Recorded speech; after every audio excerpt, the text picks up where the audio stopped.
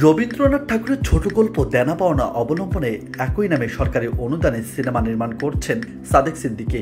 এতে নিরুপমা চরিত্রে দেখা যাবে প্রার্থনা ফারদিন দিঘিকে।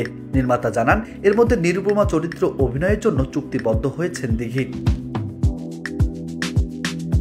নতুন এই সিনেমা নিয়ে দিঘি বলেন, নির্মাতার কাছে গল্পটা শোনার সময় মনে হয়েছে নিরুপমা চরিত্রটি অভিনয় করার জন্য যথেষ্ট সুযোগ রয়েছে।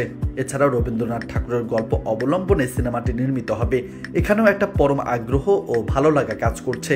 আশা করি দেনা পাওনার পুরো টিম আন্তরিকতা নিয়ে গুছিয়ে কাজটি করবেন, যাতে কোনো ভুল ত্রুটি না থাকে এবং দর্শক যেন আগ্রহ নিয়ে সিনেমাটির মুক্তির পর হলে গিয়ে উপভোগ করতে পারেন।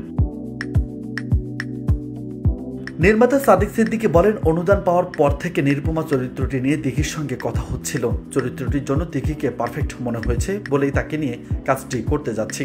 আমার মনে হয় দর্শক নতুন এক দিঘিকে দেখতে পাবেন দেনা পাওনা সিনেমায়।